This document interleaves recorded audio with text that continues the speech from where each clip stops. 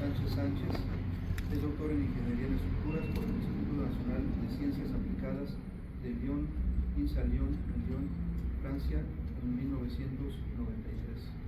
Maestro en Mecánica Aplicada por la Escuela Nacional de Puentes y Caminos, ENPC, de París, Francia, en el 89. Maestro en Ingeniería en Estructuras de la División de Estudios de Posgrado de la Facultad de Ingeniería Delphi de la UNAM, 1986. Ingeniero Civil de la Facultad de Ingeniería de la UNAM, 1981.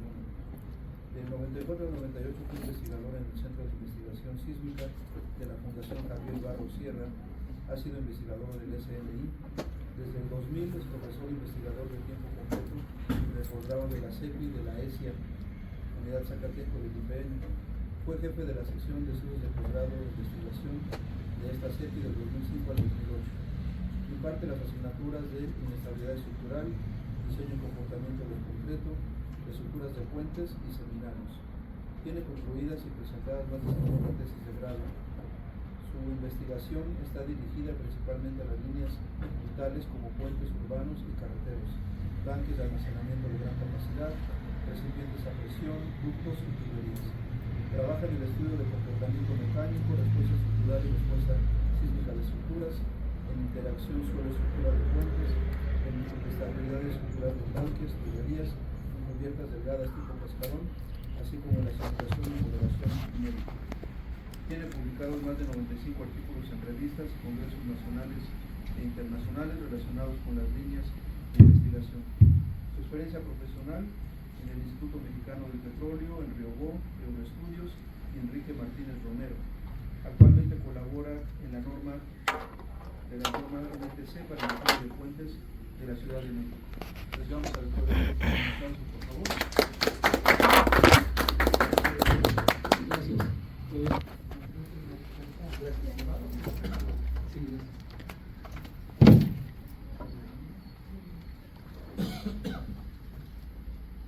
A ver, vamos a ver.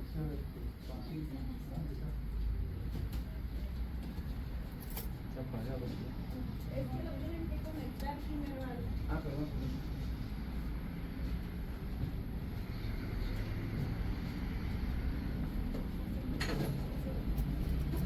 Ya lo prendí.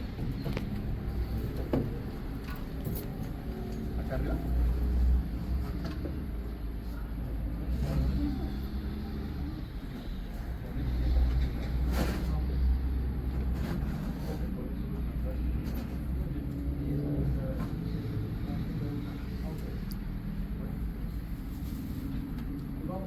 Iniciar, pues buenas tardes a todos y pues es un gusto estar aquí en esta serie de conferencias y pues presentar los trabajos que hemos desarrollado ya algunos años aquí en la sección. Estamos en la sección de posgrado en el área de estructuras y vamos a presentar algo que hemos desarrollado, pues ya tiene algunos años, pero actualmente ha tenido ya mayor impulso, que es sobre básicamente Sí, diseño de puentes mediante el método de diseño por desempeño, que inicialmente pues, se ha planteado para las estructuras en general y nosotros nos hemos dado la tarea de aplicarlo a estructuras de puentes y pues ahí vemos algunos avances que hemos tenido y algunas limitaciones que se tienen actualmente porque, como lo acaba de mencionar el doctor Ramsés, estamos trabajando o colaborando en la elaboración de una primera norma de diseño de puentes en Ciudad de México. No había, no hay hasta la fecha. Entonces, pues la práctica en el área de puentes pues es muy diferente al área de edificaciones de edificios, porque pues, ahí tenemos ya documentos y ya de mucho tiempo atrás. Sin embargo, en la parte de puentes, pues la práctica es utilizar los manuales nacionales, que son pocos, y pues tenemos que recurrir a manuales internacionales, que a veces las condiciones son muy diferentes a lo que pasa en México. Y bueno, por ejemplo, para la parte que voy a presentar sobre el peligro sísmico, pues presentaremos lo que nos podemos tomar de la información de los manuales mexicanos, como es el manual de CFE y parte de lo que era el IMT, Instituto Mexicano del Transporte.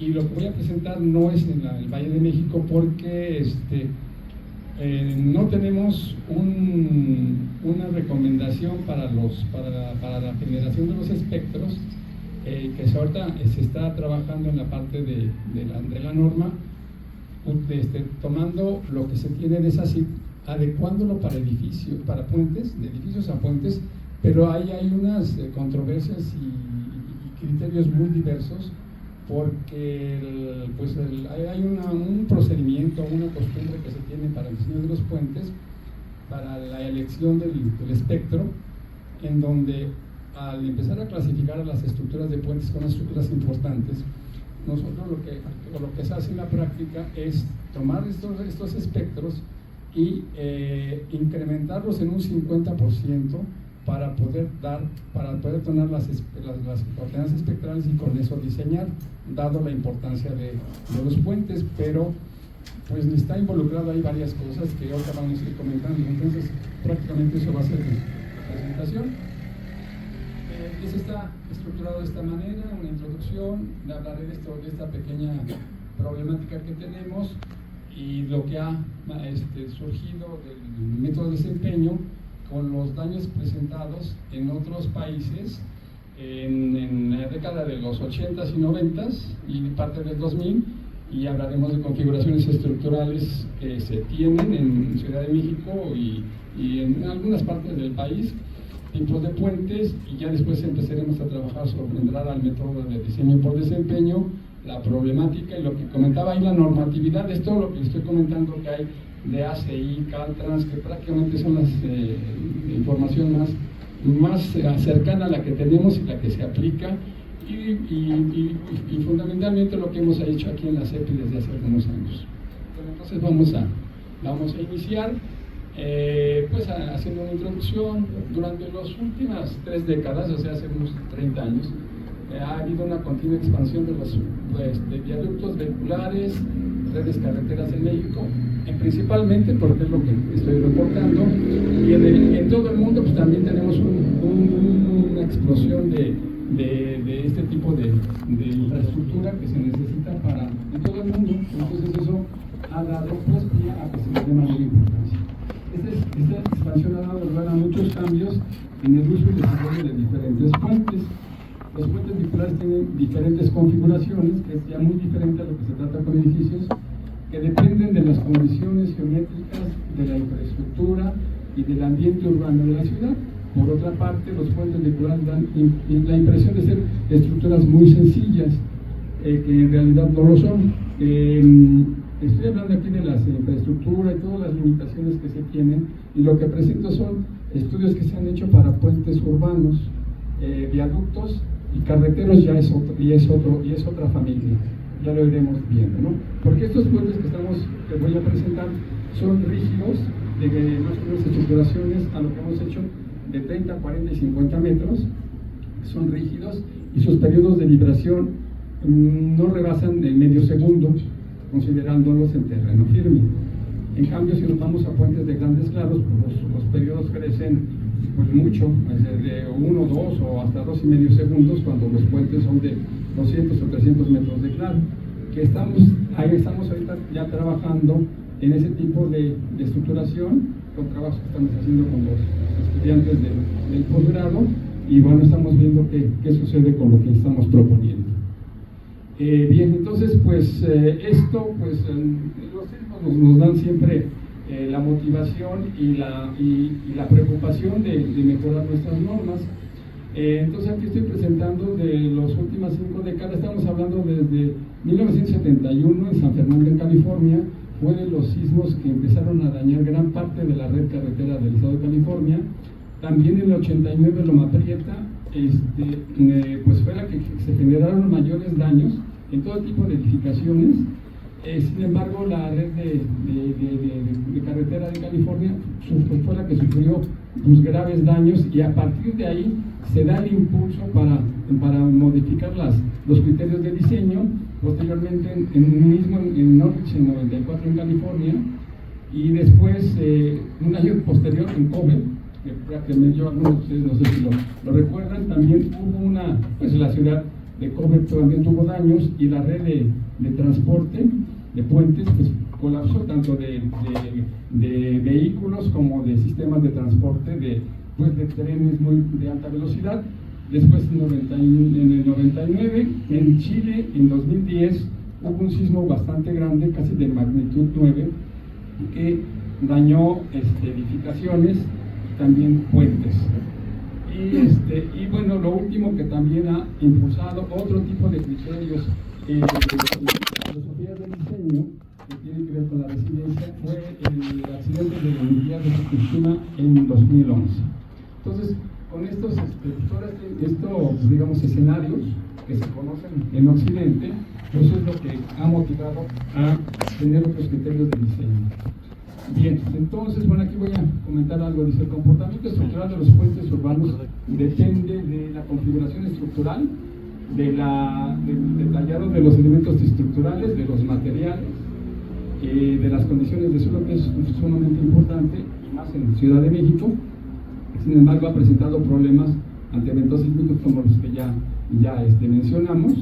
Y bueno, pues de trabajos que hemos hecho ya le comentaba, con alumnos aquí del posgrado desde el 2006, empezamos a trabajar con estructuración de puentes a base de marcos.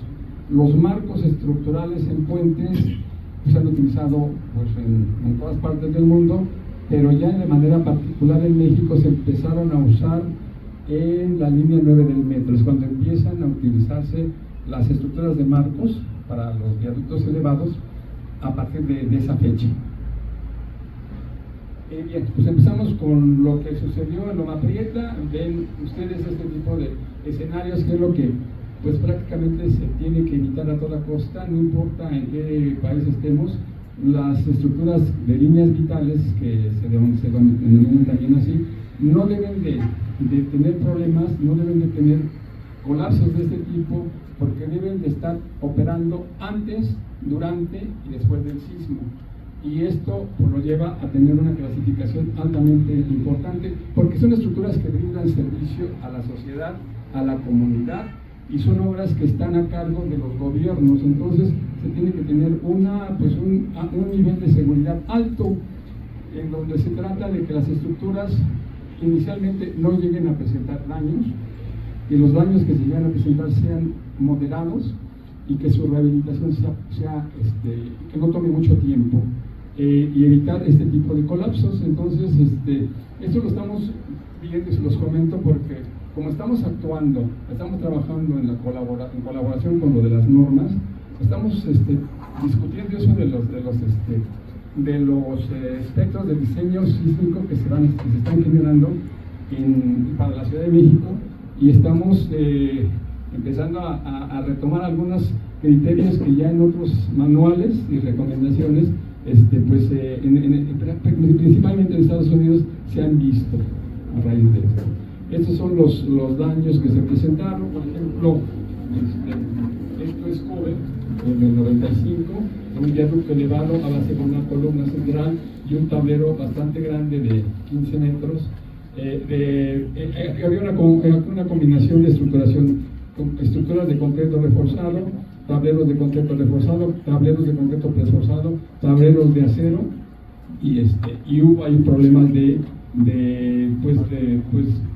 criterios de diseño, porque estos se construyeron más o menos a inicio de la década de los 60, y además no estaba considerada o catalogada como una zona de alta sismicidad, donde los sismos, después del evento sísmico, se reconoció que estaba clasificada con un menor peligro sísmico, y además que fue superficial los sismos. Entonces las excitaciones verticales fueron importantes. Esto es Loma Prieta, donde empezamos a ver cuál es el comportamiento de los puentes. Ese es el tablero y esta es la subestructura a base de columnas, y vemos que el tablero es lo que se busca, que no se dañe, y si hay algún daños en la subestructura, sean en las columnas. Aquí tenemos este tipo de estructuraciones de puentes desviajados que estaban simplemente apoyados en esta zona. Hubo torsión por la geometría de la estructura, y los tableros centrales pues se vinieron abajo. Aquí tenemos otra vista de otras fallas de este sistema Canedero California, Aquí vemos algunos tableros con una estructura de acero, con una carpeta con una losa de concreto, y vemos estructuras que fallaron por pandeo.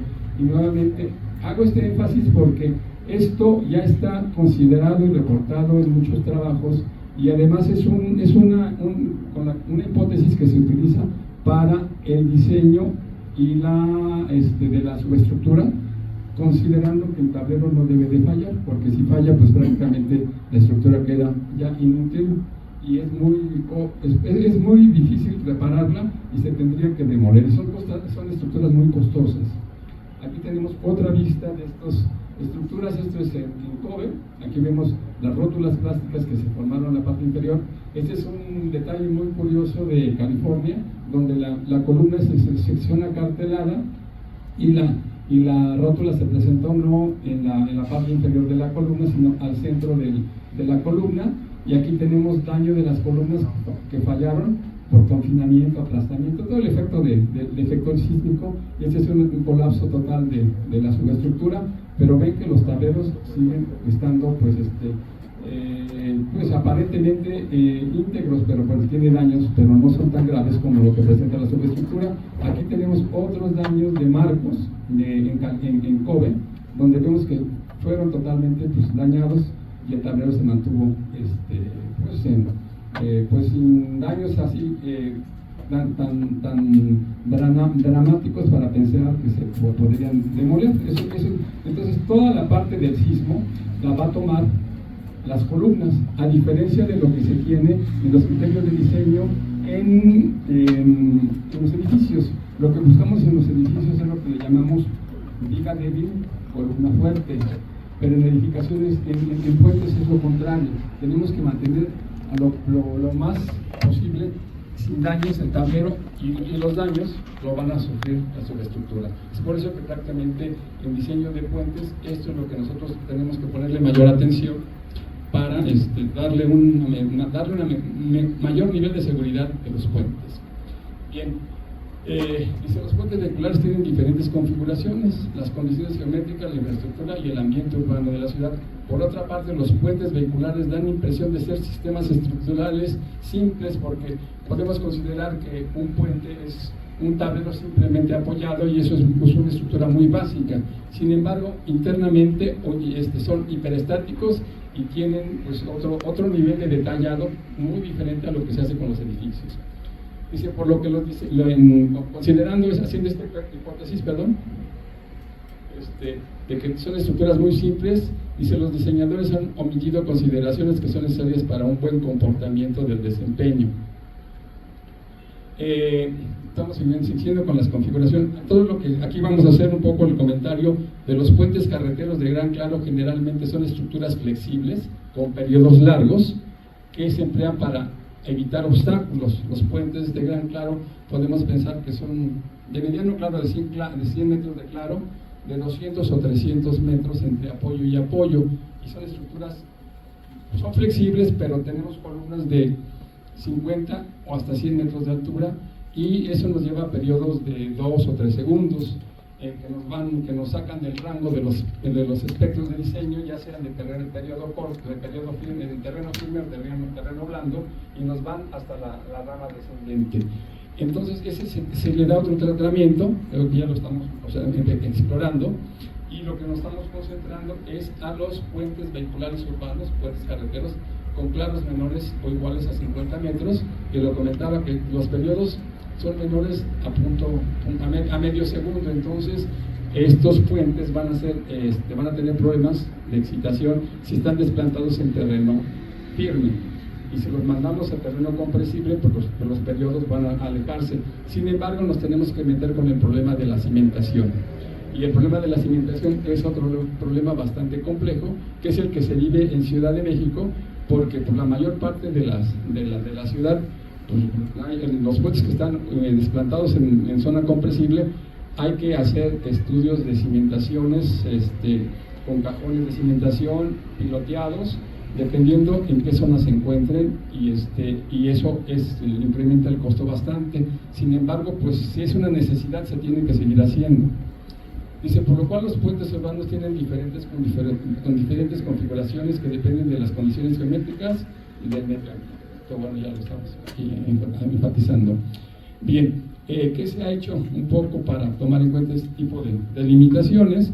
Dice, las configuraciones de los puentes urbanos dependen en medida de interferencias ya en las ciudades, de instalaciones hidráulicas, instalaciones eléctricas, instalaciones telefónicas, vialidades principales y secundarias, estaciones de metro. Entonces, tenemos todo ese tipo de infraestructura que ya existe, y si se tiene que pensar en una línea nueva o trazar algo, pues se van a tener que enfrentar con este tipo de obstáculos, independientemente de las características del suelo. Bueno, vamos a ver este tipo de consideraciones. Entonces, aquí estoy haciendo una pequeña muestra de algunas estructuras elevadas que se han hecho en Ciudad de México. Esto les digo que más o menos data de antes del sismo del 85, del 82-83 que se empezó a construir. Es el tramo elevado de la línea 9 del velódromo hacia Pantitlán, que pues ya tiene más de 30 años que fue construida, ha sobrevivido a los sismos. Sin embargo, los problemas del suelo están latentes y los asentamientos son los que han empezado a presentar problemas en algunas zonas, y ahorita hay un proceso de renivelación de las estructuras, prácticamente las de Pantitlán y algunas de estas de Pantitlán, Puebla, pero se han comportado, sin tener problemas estructurales importantes. Aquí lo que podemos ver, qué soluciones se han tomado desde esas épocas, son sistemas tipo Gerber, no son tableros continuos, son apoyos con traves continuas, con traves, y aquí hay unas articulaciones, y los tramos centrales son vigas simplemente apoyadas. Eso nos ayuda a absorber asentamientos diferenciales en alguna zona de aquí y otra por acá, para evitar que el tablero se pueda fracturar o tenga algún problema. Y ante eventos sísmicos, pues básicamente, nuevamente, las subestructuras son las que van a tener van a resistir los daños sísmicos. Les decía que en la parte de los marcos, estas estructuras, en particular la línea 9, fue la primera vez que en Ciudad de México se empezaron a usar tipo de estructuración a base de marcos. Este es un marco donde tenemos un cabezal sobre el cual se apoya las vías el tablero, sobre el cual tiene las vías del metro, y luego la cubierta. Entonces, esto fue con lo que se empezó desde esa época, y no ha tenido daños estructurales, lo que sí son asentamientos que se han ido acumulando al paso del tiempo, porque estamos en zonas de terreno compresible. Aquí tenemos esta estructura en particular. ¿Por qué la coloco aquí? Esta estructura es un puente que está sobre el circuito llegando a Tlalpan, y ese es un puente que va a Villacuapa y que se incorpora a la casa de Tlalpan. ¿Por qué lo muestro? Porque fue una de las primeras estructuras que se hicieron más o menos a finales de los 80, en donde son estructuras robustas que se les ve, y como están en terreno compresible, aquí está el cajón, y esta es una columna bastante grande, una columna oblonga, y se empezó a trabajar con cabezales pesados y traves de sección cajón, pero esta estructura es pesada, y además de tener tanto el efecto sísmico, que tiene un desplazamiento de traslación, tiene rotación, y esto pues no es muy conveniente, porque también aquí hay el cabezal que tomarlo en cuenta. Pero de ahí empezó, esto básicamente fue como una prueba que se hizo para poder esta estructura irla haciendo más esbelta, más ancha, y cambiando el sistema de subestructura por lo que tenemos en los viaductos y los segundos pisos en toda la ciudad. Y bueno, este es el sistema que les decía, son sistemas que forman marco en la dirección longitudinal, son dos traves cercanas que se conectan a la trave, y eso forma un marco y le da una rigidez mayor, y este sistema se va repitiendo a lo largo del tramo, y los tramos centrales son traves de traves simplemente apoyadas. Además, pues, su diseño es un poco menos costoso, porque pues no requerimos teóricamente hacer análisis con la computadora. Actualmente se tiene que hacer, pero son estructuras sencillas. Sin embargo, este sistema le da rigidez en esta dirección y absorbe los asentamientos de este apoyo respecto a de tal manera que no llevamos esfuerzos a la parte superior. Sin embargo, en terreno compresible, eso es lo que se recomienda para tener un buen desempeño. Para estructuras que desplantan en terreno firme, ahí sí podemos considerar tramos continuos, que eso nos cambia el comportamiento de la estructura, dando un poco más de eficiencia a mayor rigidez y mayor dimensión en las columnas, porque no están trabajando como elementos, hablamos estructuralmente, empotrados en la base y libres en la parte superior. Si los hacemos continuos con el marco, tenemos un comportamiento de doble curvatura, que es lo que se busca, y tenemos menores distorsiones. Las distorsiones las vamos a poder resolver con elementos estructurales menos robustos, y además también empezar en alturas mayores. Bueno, este es un comentario de estos trabajos que hemos hecho. Dice: los puentes con configuración tipo marco han sido frecuentemente empleados en zonas sísmicas, pues restringen en forma importante los desplazamientos laterales. Aquí hablamos de otro tipo de estructuración que también se hizo. Este es para la línea B del metro, que va de la zona del Tapo hacia Ecatepec. Entonces la primera parte es elevada y ya se resolvía con marcos que, como ven, empezaron ya, estos ya es más o menos como a finales de los 90s, inicios de los 2000, ya tenemos estructuras más esbeltas, con mayores claros y pues dándole mayor rigidez a la estructura, y sin embargo están desplantados en terreno compresible. Esta es una zona ya cercana a la estación San Lázaro, y esta es una estación de metro de Romero Rubio. Sin embargo, como va sobre esta avenida y el terreno es compresible, tenemos problemas de asentamientos cercanos a la cimentación, que se pudo disminuir un poco respecto a la otra línea que existe, que es la de Martín Carrera, que ahí donde los asentamientos de la zona son mucho más fuertes. Y finalmente también esta estructura, que ya bien data ya desde los inicios de los 2000 ya operando, pues esta pues es como una infraestructura hecha en México por ingeniería mexicana, tomando en cuenta los efectos del suelo, y pues ha estado pues comportándose sin problemas estructurales después del 85, a pasar el sismo del 17 y de los últimos, y no se tienen reportes importantes de daños estructurales. Y como ven, ya es un distribuidor. En cierto momento se llegó a considerar que uno de los más grandes de Latinoamérica.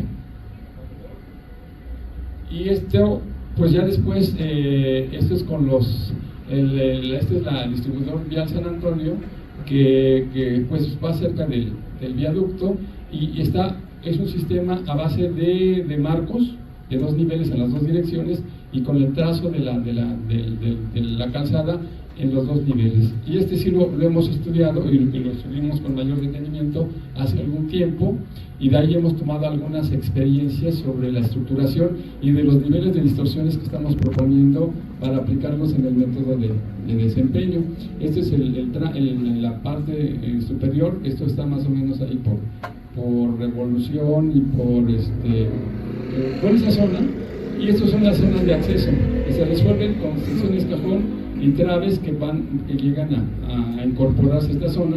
Sin embargo, más atrás, ahí como yendo como para el periférico, las columnas empiezan a ser más esbeltas. Entonces estas estructuras tienen un mayor nivel de seguridad o estabilidad. Sin embargo, estas pues ya presentan columnas más altas. Sin embargo, no se han reportado daños importantes o daños debido a los sismos. Lo que sí están en terreno, ya no está en terreno tan compresible, es un terreno, podríamos decir, de transición, y la cimentación pues no es tan compleja como la que tenemos por Pantitlán.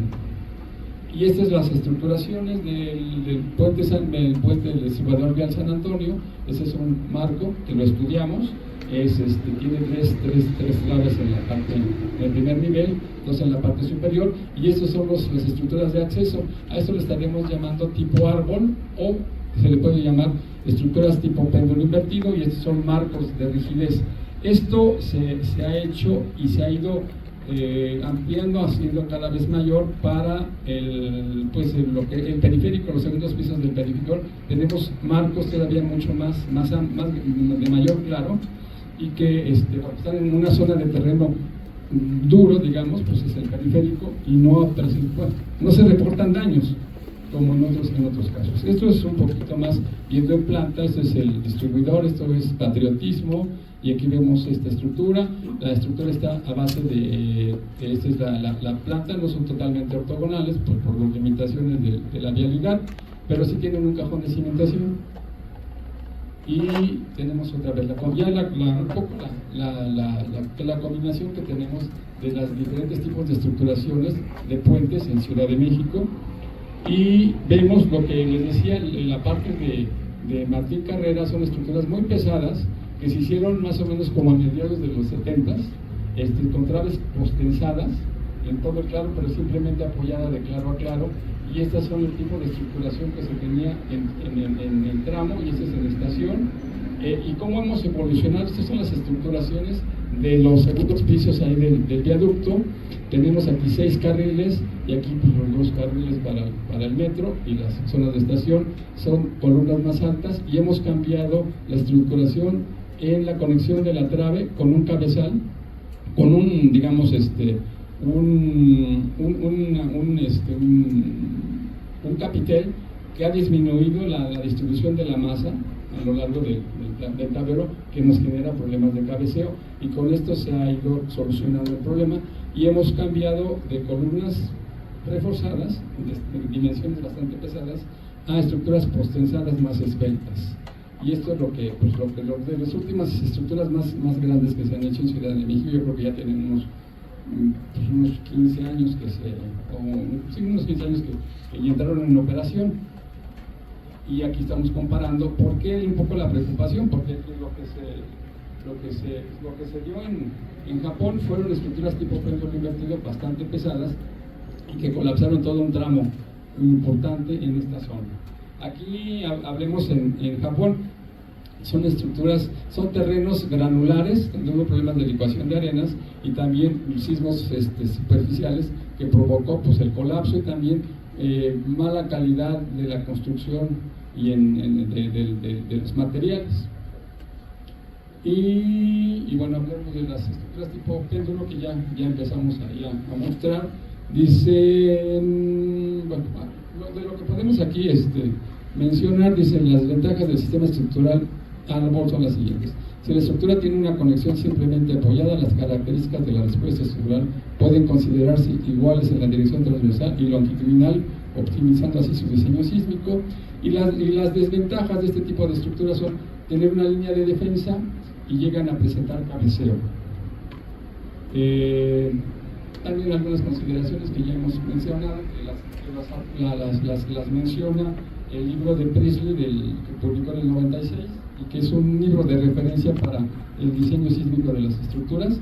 Y estos son las estructuras que tenemos en Ciudad de México, en estas zonas. Son tipo árbol, donde tenemos el acceso de 2 vehículos, de 3 vehículos, donde vamos colocando de una trave a 2 traves, metiendo un cabezal mayor, y haciendo estructuras todavía mucho más grandes, una sola estructura tipo cajón, y podemos alojar 3 vehículos, camiones y vehículos. Entonces esto es lo que se tiene, lo que se ha construido, y esto se ha diseñado hace unos 20 años, sin tener una norma propia, apoyándonos con la práctica del ingeniero especialista en diseño de puentes, adecuando las normas extranjeras. Prácticamente AASHTO es la que viene a sustituir muchas cosas. Entonces, este es el tipo de estructuración que se tiene en la dirección transversal. Y en la dirección longitudinal, pues volvemos a tener el sistema tipo Gerber, esta trave que se hace continua con estas 2 columnas. Aquí tenemos las rótulas o las articulaciones, y para que dé una mayor rigidez y un mejor comportamiento en zonas de terreno compresible si hay asentamientos importantes de un punto a otro. Y bueno,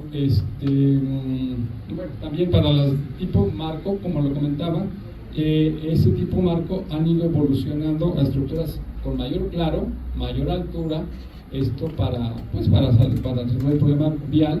Pero si ustedes se han dado cuenta, en el viaducto tenemos este tipo de estructuración que hasta pues esas épocas, unos 20 años, se empezó a introducir este tipo de estructuración para resolver el problema vial. Este es el periférico y se colocaron las columnas en los extremos con cajones de cimentación preesforzados y obviamente si queremos seguir la trayectoria del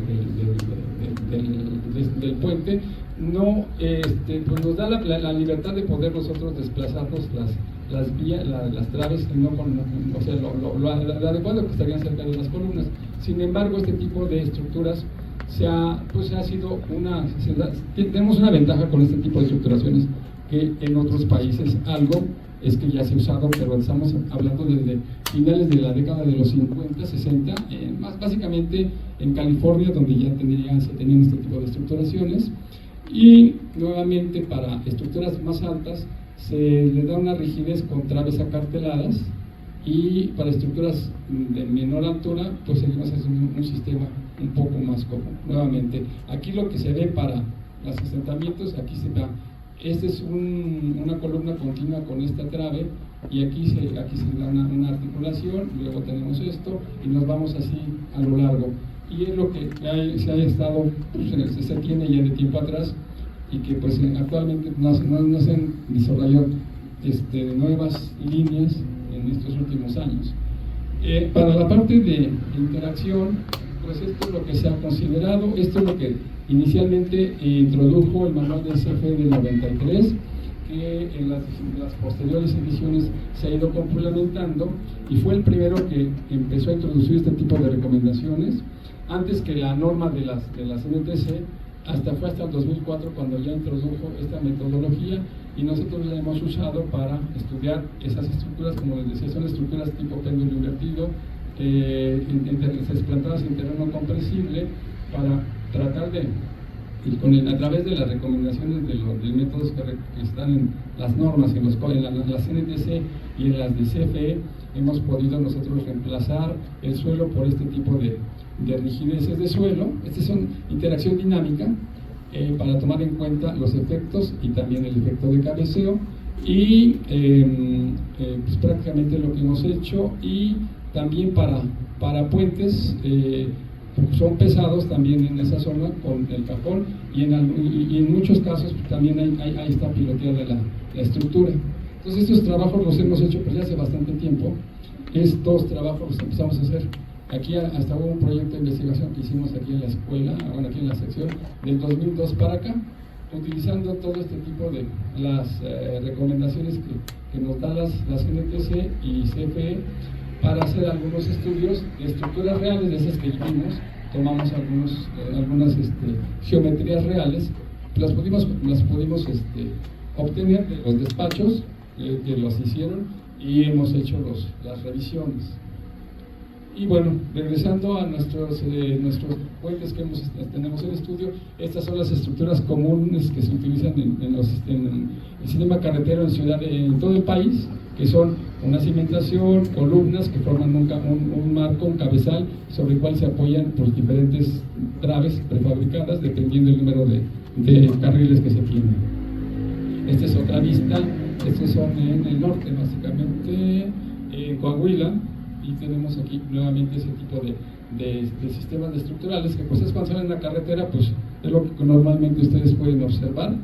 Aquí tenemos otro sistema que es el mismo, tener traves, ashters simplemente apoyadas, continuas, para poder pues, lograr tener acceso aquí sea paso del ferrocarril, pero son sistemas muy útiles. Aquí tenemos otro más. Entonces vemos que esta es la estructuración que se usa en México, que a veces difiere en otros países. Nosotros ahí se ve un poco el efecto sísmico, estructuras algo robustas, porque si vamos a otros países pues son un poquito más esbeltas, ¿no?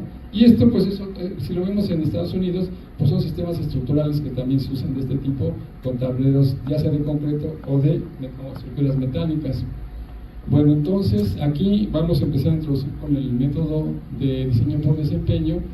Plantearemos la problemática, el objetivo, vamos a mostrar algunos resultados que hemos hecho aquí, y también ha sido un trabajo de los alumnos tesistas, que hemos logrado llegar a plantear algunas cosas interesantes.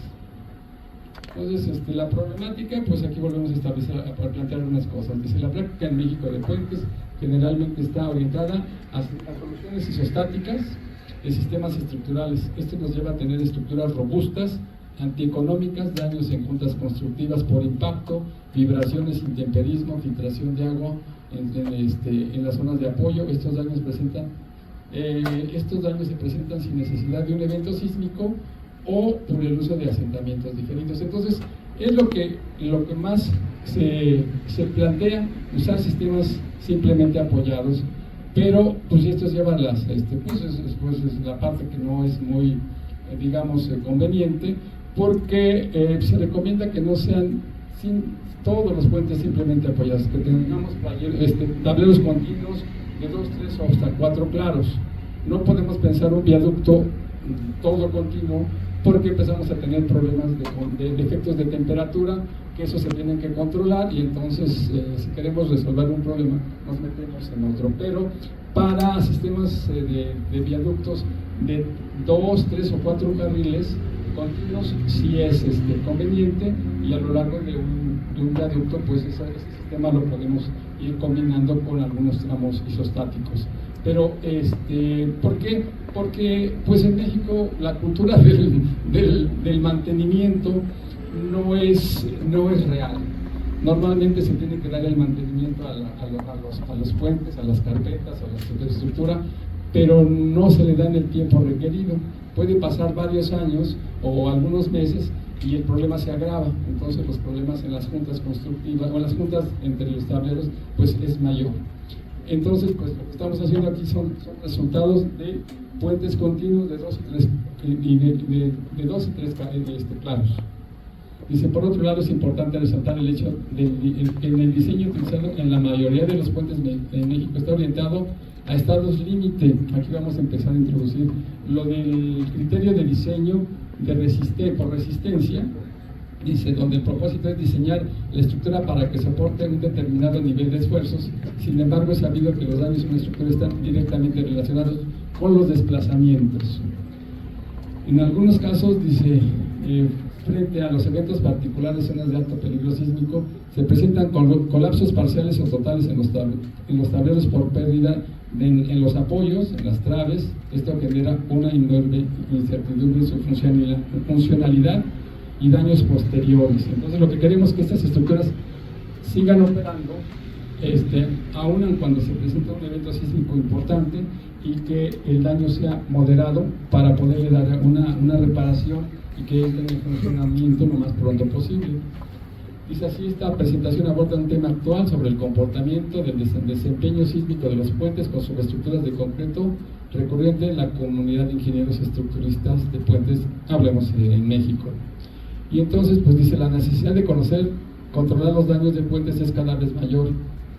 En esta presentación vamos a mostrar la metodología, y dice: el diseño por desempeño plantea una filosofía basada en desplazamientos y no en fuerzas, aplicado a puentes, viaductos urbanos en zonas de alta sismicidad en México.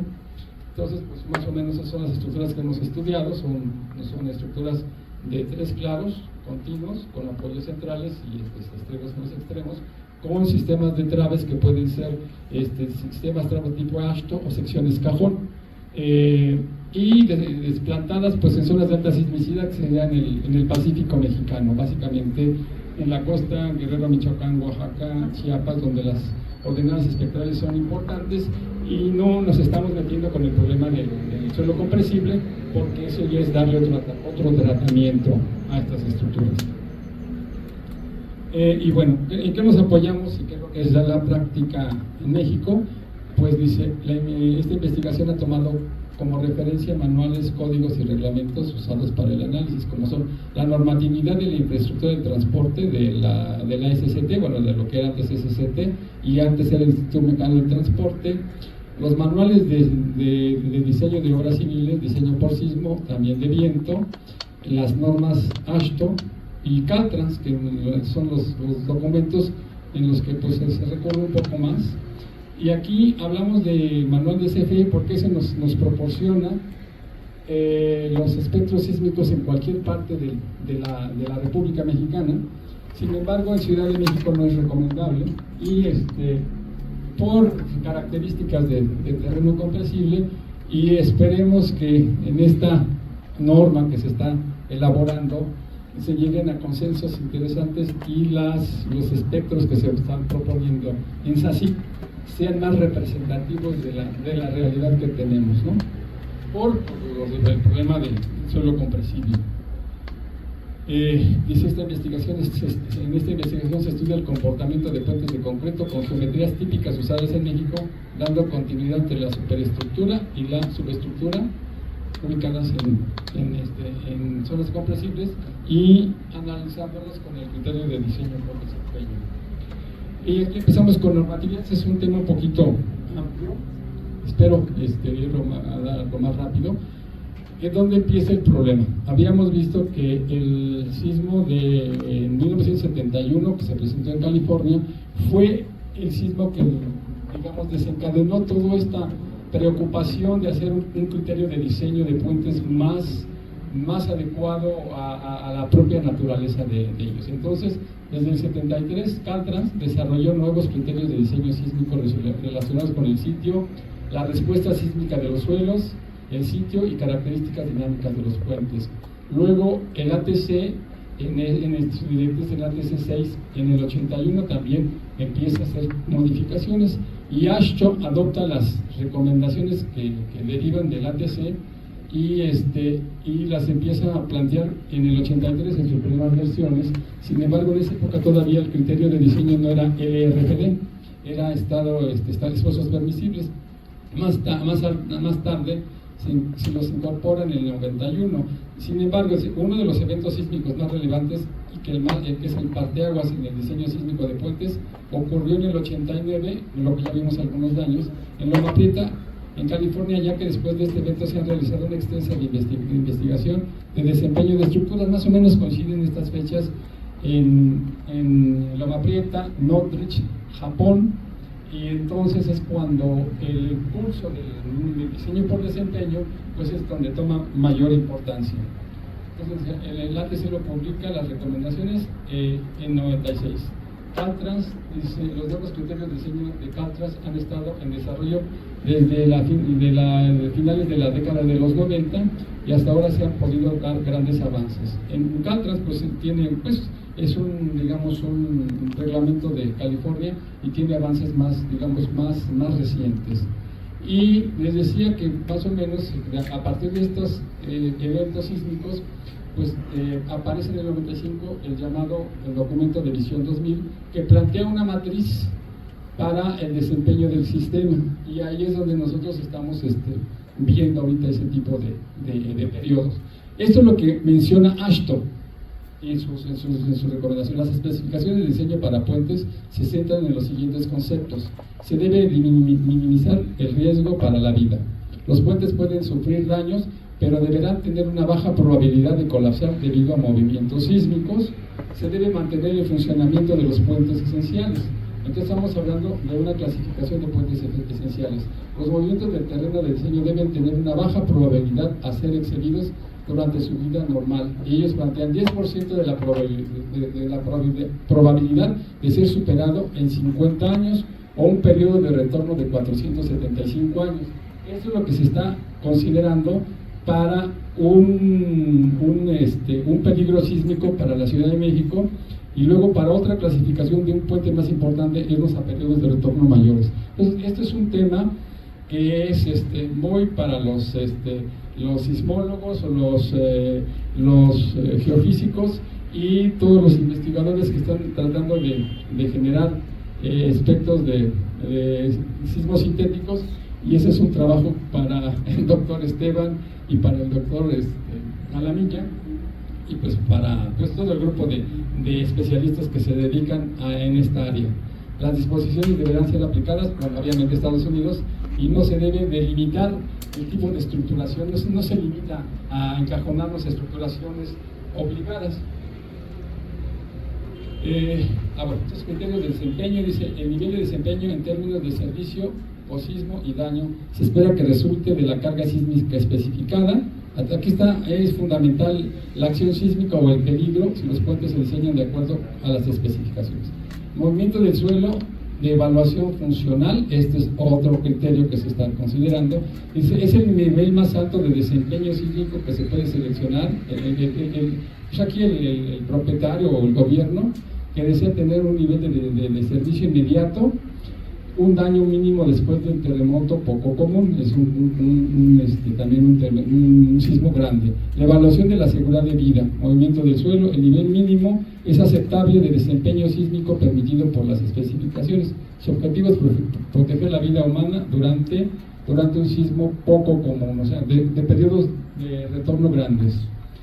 Y actualmente, este es un enfoque que está en AASHTO para suelos de terreno blando. Dice, la dramática amplificación que puede ocurrir en terreno blando fue demostrada en el sismo del 85, que se ve como un punto de referencia, y también en Loma Prieta también hay zonas de terreno compresible y donde se vieron la amplificación de los efectos sísmicos en terreno compresible. Las especificaciones de puentes LRFD introducen coeficientes de sitio, de perfil del suelo, coeficientes de sísmicos separados por espectros de respuesta para las condiciones de suelo blando. Ese es otro tratamiento importante. Y las consideraciones de importancia en AASHTO desde el 94 definen 3 niveles: un nivel crítico, un nivel esencial y un nivel extraordinario u otro. Nuevamente, el ATC, que lo adopta el AASHTO, dice consideraciones de dos tipos de diseño, bajo evaluación de sismo de seguridad y evaluación de sismo funcional. Entonces, esto está relacionado con el terreno compresible, y Caltrans introduce lo que, pues aquí son técnicas que usan los especialistas para la generación de los espectros en terreno compresible. Dice actualmente se utiliza espectros ARS. ¿Qué significa esto? Son un producto de la aceleración máxima esperada en el lecho de roca en el estrato duro, la respuesta normalizada de la roca, la rehabilitación, la relación espectral de amplificación del suelo S, y los nuevos espectros ARS desarrollados por el ATC representan mejor las altas aceleraciones del suelo producidas por diferentes fuentes sísmicas y en diferentes magnitudes de los sismos.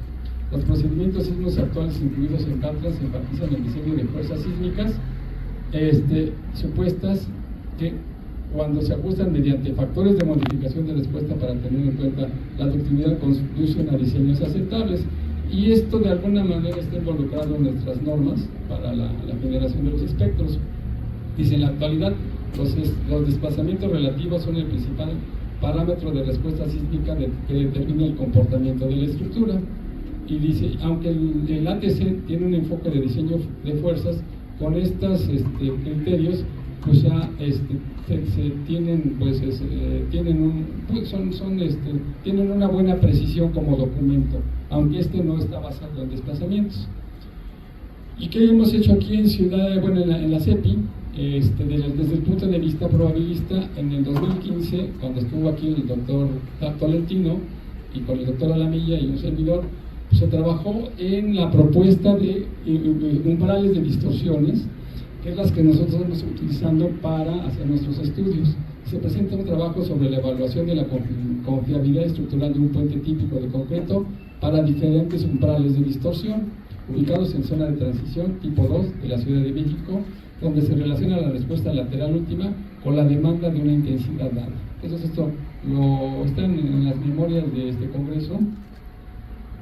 Y luego, posteriormente, nosotros trabajando ya planteamientos más deterministas, en el 19, con otro alumno de aquí, con otro tesista, con Felipe Mijail, trabajamos en la determinación del factor de sobreresistencia a puentes de concreto, para poder considerar la reducción de los espectros de transparentes considerando ductibilidad, factores sobre resistencia, que para edificios es uno, para puentes es otro, para presas es otro. Entonces hicimos algunos trabajos, involucraron análisis no lineales haciendo pushover, haciendo variar la altura de las columnas, y este es este documento. Y después ya lo que estamos trabajando, el índice de daño, en el 2022, con este trabajo de Joaquín y con otro de César Guerrero, que se presentó, bueno, sus tesis se presentaron un año antes, pero del 22 y 23 es lo que tenemos presentado en estos congresos.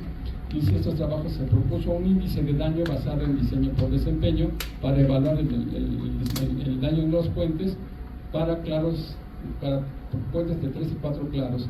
Y estamos ya planteamos un índice de daño con el cual estamos pudiendo evaluar el desempeño de ellos de acuerdo a lo que marca FEMA.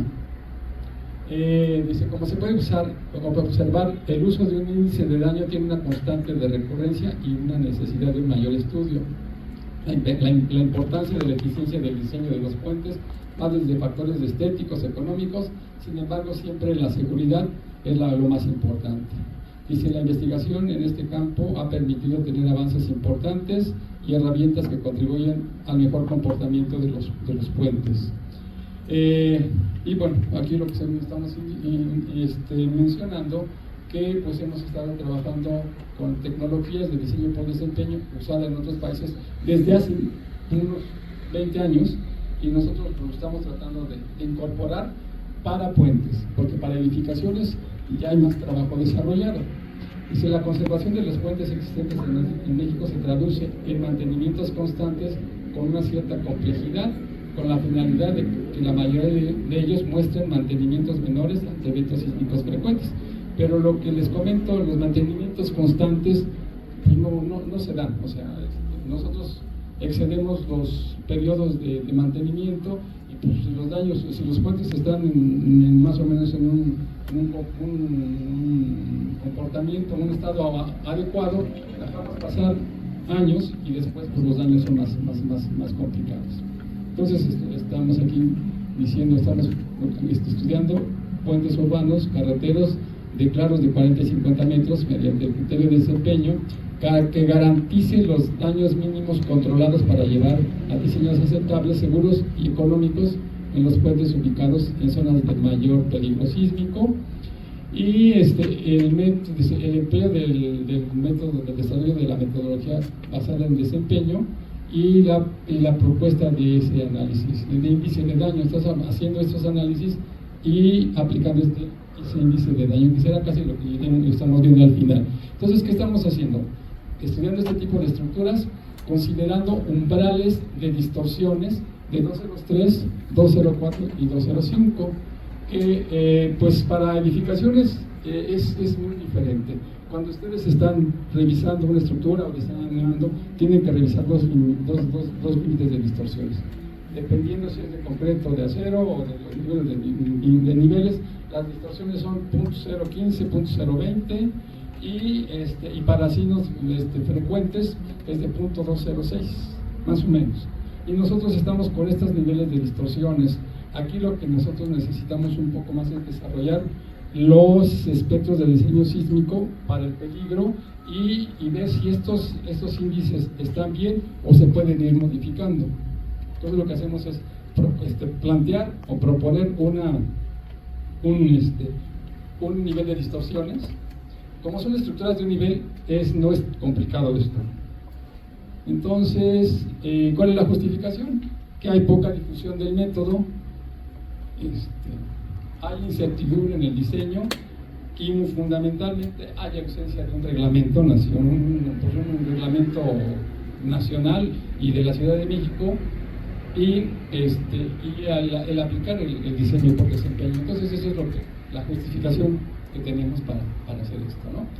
Y después, pues aquí tenemos una serie de situaciones. El diseño por desempeño ha sido un tema actual en otros países como Estados Unidos, Europa y Asia. Sin embargo, en nuestro país tiene escaso conocimiento de esta metodología, por lo tanto la investigación la estamos nosotros enfocando a puentes. A su vez, la falta de una reglamentación de puentes en México ha generado diversos criterios entre los estructuristas, dejando una incertidumbre en la confiabilidad y eficiencia de estas estructuras ante eventos sísmicos. Con base en esto, planteamos una metodología más actual y que sea segura para el diseño de los puentes en el país y que brinde una oportunidad de tener diseños más eficientes. Así, el diseño basado en desempeño puede ser el principio de un método más confiable para la apertura de una conciencia más nítida en el diseño de puentes en el país. ¿Qué documentos hemos estado trabajando? Que de los más representativos son estos capítulos 5 y capítulo 6, son de este libro, es de Bridge Engineering Design, de estos señores. Estamos trabajando hemos revisado estos, el diseño sísmico, filosofías de diseño sísmico y diseño por desempeño, y enfocado a puentes de concreto, subestructuras de concreto, porque hay también para acero, pero estamos trabajando en ello. Y un libro bien importante y muy interesante que surge de Nigel Priestley, Calvi y Kowalski. Ellos hicieron un libro de puentes en el 96, pero posteriormente ya publicaron este libro de diseño por desempeño, basado en desplazamientos, y que es un trabajo, pues no es muy reciente, pero ya tiene unos 15 años, pero es de los trabajos más actuales sobre puentes. Este trabajo ya lo hizo Priestley en la Universidad de Padua en Italia, que es un polo de desarrollo para los puentes. En Europa, de lo que más se conoce es Italia y Grecia, son los que han hecho más desarrollo sobre esto. Y estos libros pues, nos han centrado en la investigación. El procedimiento de diseño determina la resistencia necesaria para los puntos que serán zonas de potenciales de daño, que presenten articulaciones plásticas y lograr así los objetivos de desempeño. Gracias a los requisitos de este tipo de diseño buscan conseguir estructuras dúctiles, se obtienen estructuras más económicas que el diseño basado en fuerzas, que busca esencialmente un comportamiento elástico. Dice, las limitaciones económicas son siempre un factor que influye en el diseño de estructuras, y es común que el proyecto busque un punto óptimo entre seguridad y economía. Y es por ello que esta metodología incluso se adapta muy bien a las necesidades para el presupuesto de la obra, sin tener tener la posibilidad de elegir niveles de desempeño como los propuestos en el documento de Visión 2000. Quería llegar acá. Y este es el que nos está indicando, este es de Visión 2000, la matriz de niveles de desempeño. Tenemos en el eje de las ordenadas los niveles de sismo, y aquí los niveles de desempeño. Entonces nosotros estamos viendo que la matriz para puentes, un buen diseño, todo lo que está aquí en blanco, y para esto sería como para edificaciones, 45 años para un completamente operacional, y para este nivel ya nos vamos a periodos de 77 años, y para estos son estructuras mayores, ya estas estructuras ya no entran, y tenemos que irnos a estos sismos raros, y muy raros. Lo que de aquí se plantea en lo que marca AASHTO. Para AASHTO estamos considerando un objetivo de seguridad sísmica. Está planteando que los espectros deben de tener al menos un periodo de 475 años o irnos a 970 años, para que los espectros sean más representativos para el tipo de estructuras que los clasificamos como estructuras de importancia tipo A, como lo marca el manual de CFE. Entonces, ahora se está planteando que SACIT genere sismos con estos periodos para tener sismos mayores, y se va a dejar de usar el criterio de diseño que se usa, incrementando las ordenadas en un 50% para irnos a periodos de retorno mayores. Entonces, esto es lo que se está discutiendo, y bueno, pues muy probablemente lo que tengas así para puentes derive de esto, porque también esto lo plantea AASHTO. Y bueno, ¿qué es lo que queremos hacer? Llegar a esto, es lo que ya llegamos a hacer esto. A nivel los niveles de desempeño de acuerdo a FEMA, esta es la curva, donde tenemos niveles. Aquí es donde la estructura deja de ser lineal, aquí empieza a incursionar el intervalo no lineal, o de la afluencia hasta llegar a un valor máximo, y después tenemos el colapso. Y se plantea FEMA estos niveles, OLS y CP, completamente operacional. Si el sismo no llega a dañar la estructura, se mantiene elástico sin ningún problema. Si tiene un pequeño daño, lo llamaremos completamente operacional, y luego operacional sería, este sería completamente operacional, este sería operacional con un cierto nivel de daño moderado, seguridad de vida, ya cuando tenemos un cierto nivel de daño en la estructura, y prevención de colapso, aquí ya cuando la estructura prácticamente está a punto de colapsar. Y el índice de daño que estamos planteando tiene que ver con estos niveles, dándole un valor, y dependiendo de ese valor nos ubicaremos en esta curva. Y estos aquí están los niveles, aquí están, y o la situación inmediata no se producen daños, o el daño sufrido es mínimo. El servicio completo para vehículos de emergencia debe estar disponible después de la inspección y limpieza de escombros. El puente debe ser reparable o sin restricciones de flujo de tráfico. Después de la inspección nosotros podemos dictaminar esto. La seguridad de vida, que se sufren daños significativos durante el sismo, el servicio se interrumpe significativamente, pero la seguridad de vida está garantizada. El puente puede necesitar ser reemplazado después de un gran terremoto, y esta de colapso, dice, el puente apenas permanece en pie, el daño estructural es severo y el puente pues está cerca de colapsar, y aquí tendremos la decisión de demolerlo, ¿no? Entonces estas herramientas nos sirven para tomar criterios. Bien, nuevamente dice, diseño, parámetros de desempeño, servicio y daño. El nivel de desempeño en términos de servicio y daño después de un evento sísmico se puede ver, dice, clasificación de importancia. AASHTO mantiene esos dos niveles. Puentes ordinarios y puentes importantes. Estos ordinarios se tendrán que diseñar con un periodo de 475 y los importantes con un periodo de 970 años. Y esto es lo que aparece en parámetros de desempeño. Esto lo publica este señor, y entonces tenemos con base en el movimiento en la base para puentes ordinarios y puentes importantes asociados a AASHTO, evaluación funcional, nivel de servicio inmediato, daño reparable, dice, evaluación de la seguridad y movimiento de suelo, aquí sería un nivel limitado, daño significativo, y para puentes importantes, nivel de servicio inmediato, nivel de daño mínimo, nivel de servicio inmediato y reparable. Entonces, esto es reparable, perdón. Y bueno, aquí damos un poco ampliar estas consideraciones. El nivel de servicio, ¿qué significa inmediato? El acceso total del tráfico normal está disponible casi inmediatamente después del evento. Limitado, el acceso limitado, por ejemplo, carriles reducidos, tráfico ligero de emergencia. Esto será durante los primeros días después del sismo. El servicio completo puede restablecerse en algunos meses.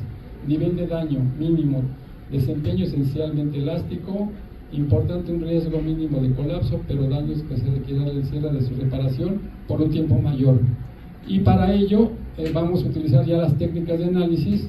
Estamos usando la evaluación de la capacidad del puente utilizando el análisis estático no lineal o el pushover, evaluación de la curva de histéresis o demanda mediante el análisis dinámico no lineal, que es el tiempo-historia, y con base en ello la determinación del punto de desempeño, es decir, donde se producen las curvas de espectros de demanda y capacidad. Eso ya es prácticamente el método de desempeño.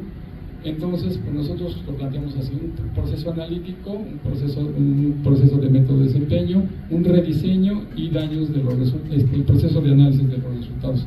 Con este proceso analítico empezamos con los niveles de umbrales de distorsiones que estamos proponiendo, y después vamos con todas estas etapas. Entonces nosotros estamos planteando esto que ya existe, y lo que comúnmente se sigue haciendo es un diseño basado en fuerzas. El diseño de los puentes considerando las fuerzas sísmicas. Aquí estamos considerando los niveles de desplazamiento. Dice, el objetivo es asegurar que todos los componentes estructurales tengan suficiente resistencia o capacidad para evitar el colapso, un estado límite donde la deformación adicional potencialmente hará que el puente sea incapaz de resistir su peso propio o un sismo máximo creíble. El colapso suele caracterizarse por fallas estructurales del material o inestabilidades de uno o más componentes. Y la ductilidad se define como la relación de la deformación última, definitiva, y la deformación del primer nivel de desempeño, y la medida predominante de la capacidad estructural. La ductilidad, eso como choca con el criterio de los puentes. Se dice que los puentes no deben de fallar, no deben de salir de operación, mantenerse elásticos, pero eso es complicado y es caro. Si hablamos de ductilidad, estamos aceptando un cierto nivel de daño, pequeño, pero hay que introducirlo porque si consideran que los puentes no deben de fallar con cualquier sismo pequeño o grande, y eso si no lo planteamos adecuadamente pues no llegamos a nada interesante. Y bueno, pues esto es algo que ustedes conocen de sus cursos y de algunas otras materias. Dice diseño elástico versus dúctil. Ciertamente los puentes pueden diseñarse de manera que dependan principalmente de su resistencia para resistir sismo. En otras palabras, para funcionar elásticamente, en particular para eventos sísmicos más pequeños, donde la principal preocupación es mantener su función. Sin embargo, el diseño elástico de puentes de concreto, en este caso reforzado, no es económico y a veces incluso imposible cuando se considera la seguridad estructural ante grandes sismos. Además, debido a la naturaleza incierta de los sismos, un puente puede estar sujeto a cargas sísmicas que exceden con creces el límite con que se diseñó y que provoque daños significativos. Dice la filosofía de diseño moderno es permitir que la estructura pueda funcionar inelásticamente para disipar energía y mantener su fuerza adecuada durante un ataque un sismo grande, ¿no? Dice, este enfoque puede denominarse diseño dúctil y la deformación inelástica definida por la capacidad manteniendo una aceptable resistencia llamada o denominada ductilidad. En términos de capacidad, la ductilidad de desplazamiento es comúnmente utilizado para reducir niveles elásticos. La deformación inelástica en un puente se restringe o se limita preferentemente a lugares bien elegidos, como ya lo vimos, zonas de articulaciones plásticas, en columnas, muros, pilas, columnas, el suelo y en los estribos. La acción inelástica de los elementos de la superestructura no se espera que se presenten, o sea que no se espera que el tablero vaya a fallar, dice, y que es indeseable porque el daño en la superestructura puede ser un escenario catastrófico, complicado, costoso y prácticamente pues para la demolición.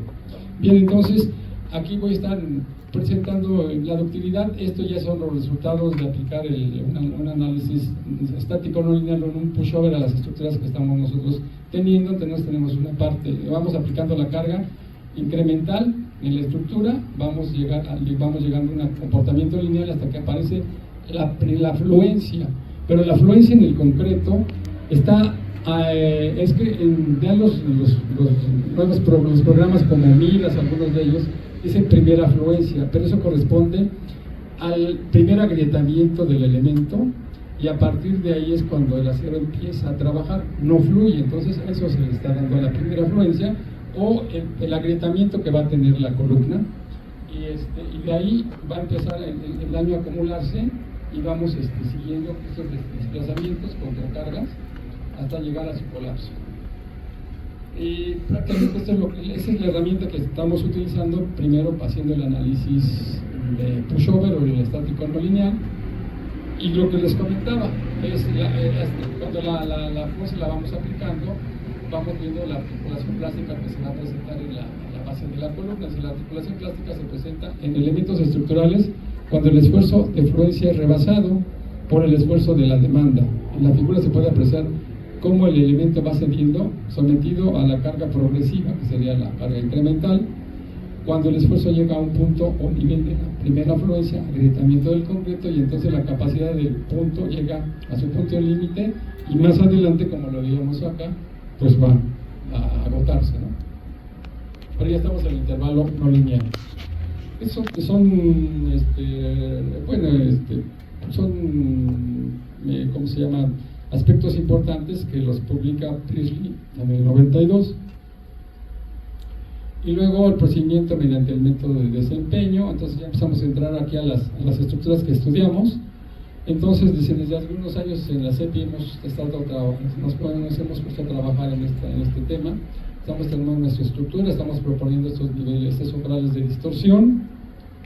Y en consecuencia se presentan resultados de distintas estructuraciones, considerando umbrales de distorsión. Las dimensiones de la superestructura son las mismas. ¿Qué quiere decir esto? Nosotros planteamos una estructuración y lo que vamos modificando son el tamaño de las columnas.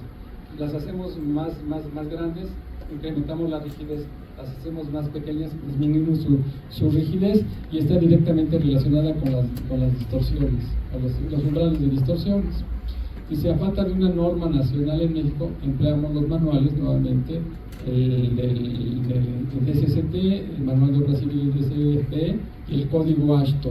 Para los puentes definidos o tuvieron puntos de desempeño, analizados los puntos de desempeño, así como índices de daño en las zonas potenciales de articulaciones plásticas. Entonces, nuevamente nos referimos a esto que ya lo vimos. Basado en esto y en las recomendaciones que están también publicadas, lo que se considera es que las articulaciones se van a presentar en la subestructura y no en el tablero. Entonces, con base en esto, nosotros estamos trabajando, y esto es lo que se publica en este libro, en el que les di estos chinos. Bueno, son chinos, pero están en Estados Unidos.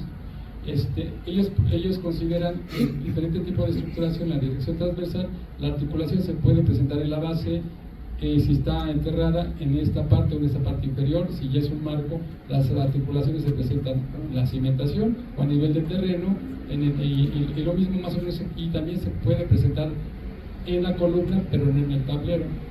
Y en la dirección longitudinal se está considerando en la base o en la parte superior, y el tablero se mantiene sin daños. Y con base en la experiencia, les decía, nosotros verificado eso con los trabajos que hicimos con el distribuidor San Antonio, y vimos que para las diferentes excitaciones que nosotros consideramos con sismos sintéticos, vimos que en ninguno de los casos estamos excediendo esos niveles de distorsión. Estamos poniendo aquí como un nivel de distorsión de 0.06, y en este caso, para esa estructura real, estamos llegando un poco menos de 0.203, y aquí estamos llegando casi a 0.204. Entonces, lo que estamos proponiendo es para poder justificar esos niveles de distorsiones reales que estamos proponiendo y que sí se están presentando ya en una estructura real.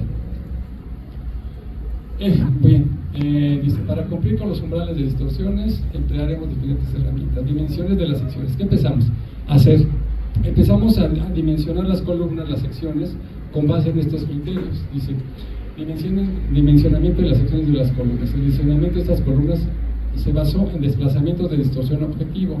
Este enfoque es de asegurar que el sistema estructural y sus componentes individuales que poseen la capacidad suficiente puedan soportar deformación impuesta por el sismo de diseño.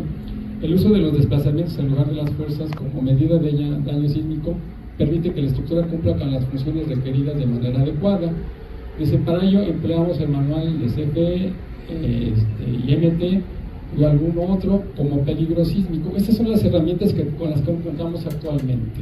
Esas son las que nos están generando los espectros, pero ahí se requiere mayor trabajo para poder generar espectros con periodos de retorno mayores. Es lo que se espera que en el SACIP se pueda hacer, ¿no? Porque ahora sí ya estamos, está involucrada la comunidad de especialistas de puentes, tanto de universidades como de la práctica de los despachos grandes de diseño de puentes. Entonces, consideramos el peligro sísmico aportado por estos documentos, CFE y los manuales, y nos basamos en lo que vimos en los daños, y lo que Priestley, Calvi y Seiberg, que ya los mencioné, también lo plantean en sus trabajos, y se plantea que las rigideces de las columnas podemos plantearlas analíticamente como una columna empotrada y libre en la parte superior, un volado o conectada para hacer doble curvatura, o si la columna, como son secciones muy grandes, y las alturas a veces no son tan grandes, no son tan esbeltas, ya son unas columnas donde tenemos el efecto de flexión y cortante acoplado. Entonces directamente no podemos usar estas rigideces, sino usamos una combinación de un efecto de rigidez en flexión y una de cortante, y así obtenemos las rigideces, y con las fuerzas podemos determinar las secciones. Como primera aproximación, como una sección elástica, que después las vamos a ir diseñando, y después haciendo los análisis no lineales. Porque lo que nos da esto es una sección gruesa, es elástica, donde no se ha agrietado el elemento. Entonces, para ello pues, estamos procediendo de esa manera. Entonces, nuevamente, ¿Cómo lo justificamos? Con lo que está planteado y con lo observado en puentes. Entonces, este criterio que estamos utilizando, pues tiene ya un sustento analítico y de observación de los daños que se han presentado en las estructuras de puentes. Y luego ya la parte numérica, pues es hacer todo el modelo numérico de nuestro puente. Hemos usado programas para hacer análisis no lineales. Inicialmente, con el que empezamos hace algunos años fue Drain, que es en el plano, y ahora ya estamos haciendo trabajos con Midas, que hemos visto para puentes, la versión de puentes, tiene como mayores ventajas utilizarla porque nos aporta información más directa y rápida sobre esto. Entonces estamos estudiando esta estructura de 150 metros, esto es para claros de 50 metros resueltos con traves de sección cajón, y hemos utilizado los planteamientos analíticos, podemos llevarlos a estos niveles, y ya con modelos numéricos podemos llevar a estos otros, y bueno, eso es la parte numérica, ¿no? Tenemos ya herramienta computacional pues de diferentes niveles, y pues ya decidimos cuál es la que nos puede convenir mejor.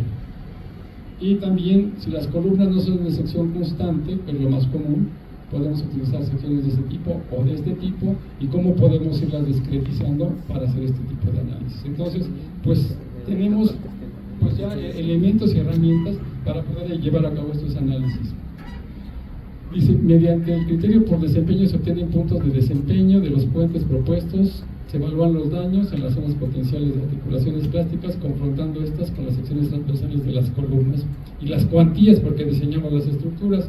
Se estudian estructuraciones de 40 y 50 metros, tipo Ashto y secciones cajón. Se utilizan estas distorsiones y con esto proponemos la sección, modelamos analíticamente, después modelamos la estructura y validamos nuestros modelos numéricos con lo que nosotros analíticamente tenemos. O sea, con eso estamos seguros de que nuestros modelos son confiables o tienen cierto nivel de seguridad. Y estas son las estructuras que estudiamos. Una estructura de esas anabases de traves Ashto, de 3 claros, uno de 40 y de 35, y 4 claros, 2 de 40 y 2 de 35. Aquí están apoyados libremente con carritos, simplemente sí con carritos, y continuos con la columna con el tablero, desplantados en terreno firme.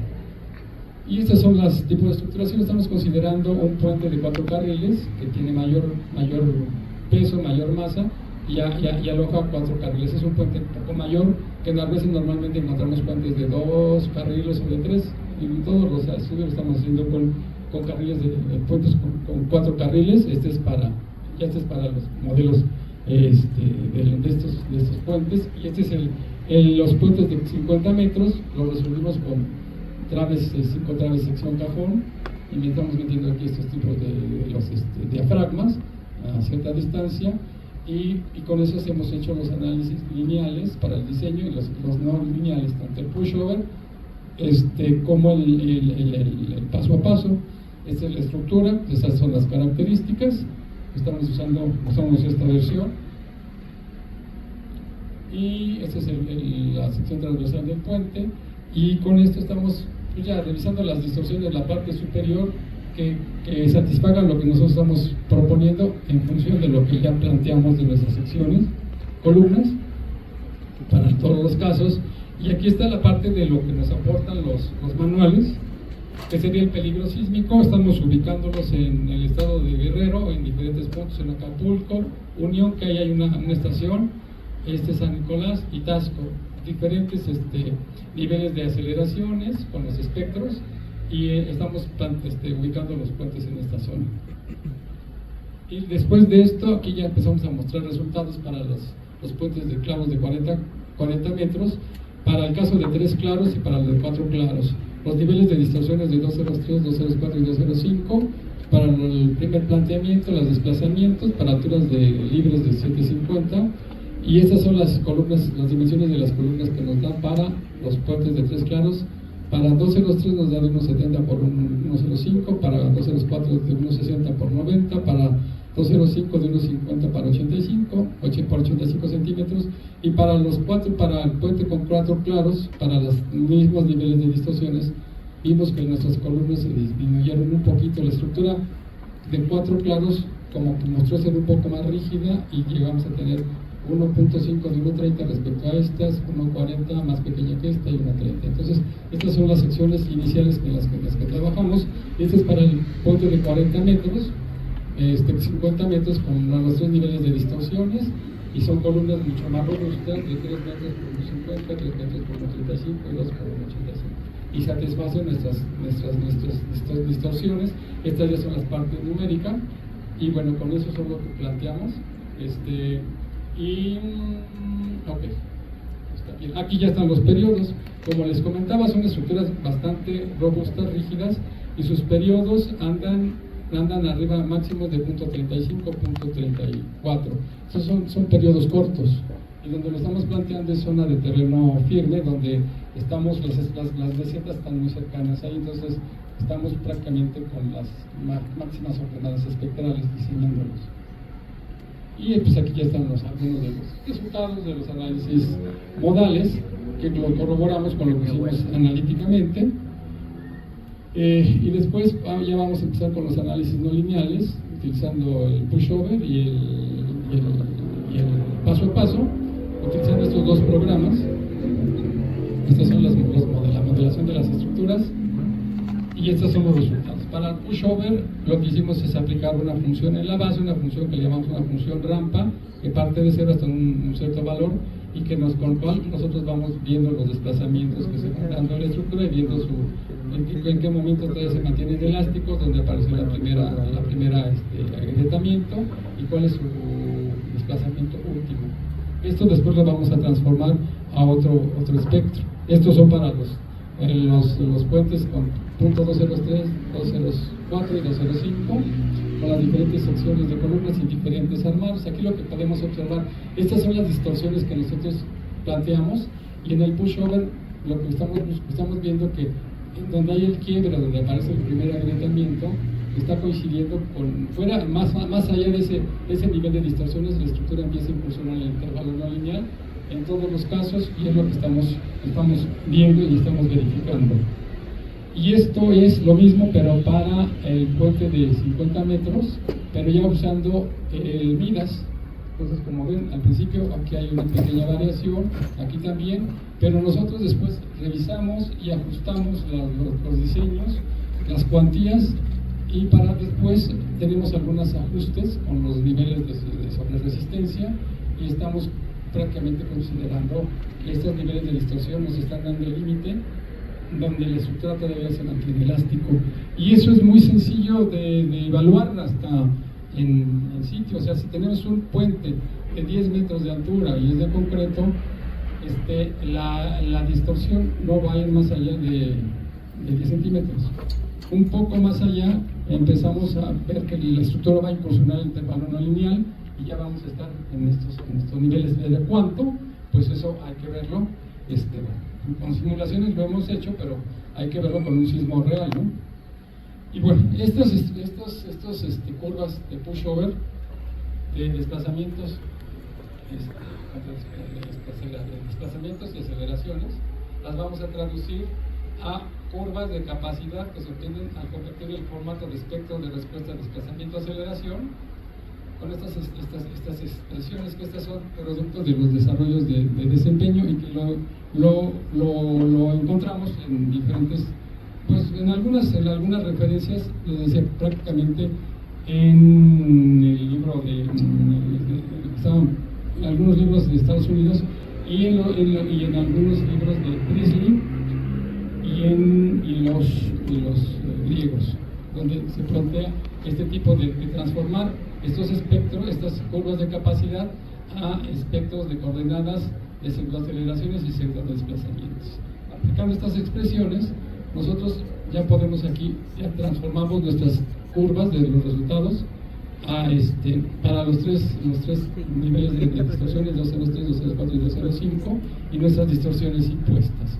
Después de esto, para poder pues ya tener el diseño completo, hacemos los análisis tiempo-historia, utilizando los espectros las señales sísmicas de las zonas de Acapulco y de Guerrero, donde vemos que los valores, las aceleraciones máximas o los espectros están, las mesetas están muy cercanas a periodos cortos. Entonces las estructuras van a andar por acá. Y esto pues ya es haciendo los análisis en el tiempo. Con eso estamos presentando por las distorsiones de 204.